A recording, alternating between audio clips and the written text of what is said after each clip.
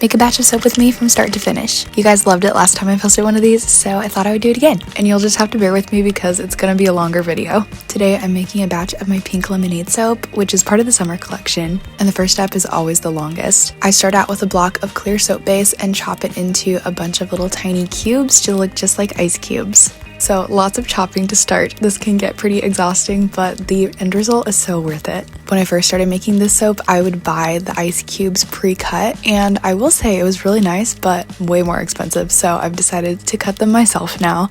Once all of the soap cubes are cut, I just put them into a bag and set it aside so I can pour the main batch of soap. The soap gets one large light pink layer that I scent with grapefruit and lemon essential oils. I think it's the most beautiful color. And then I leave that to set and pour a really thin layer on top in a pink and yellow swirl. For the longest time, I had trouble getting my soap to make beautiful swirls. And then I learned this trick that if you do one solid color and then a really thin layer swirled on top, the colors don't have as much of a chance to blend together. And I feel like they look really nice. And then of course, I just sprinkled my ice cubes on top of the swirl. And I think this might be one of the prettiest batches of the soap I've ever made. I am in love. The soap has the most bright, cheery scent.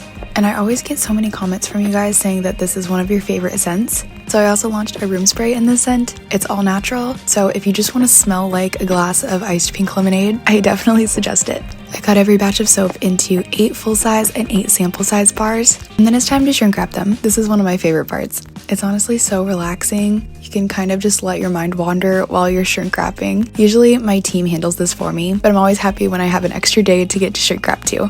I typically get a lot of hate for using plastic on my soaps, but not to worry, our shrink wrap is actually made of a material called biolefin, which is biodegradable and compostable, so it's pretty decent for the environment. It keeps our soaps nice and clean in transit. The final step in the soap making process is labeling. I went ahead and pre-cut a bunch of paper strips. And then as always, an ingredient label gets put on the back of each soap, and then a beautiful title label goes on the front.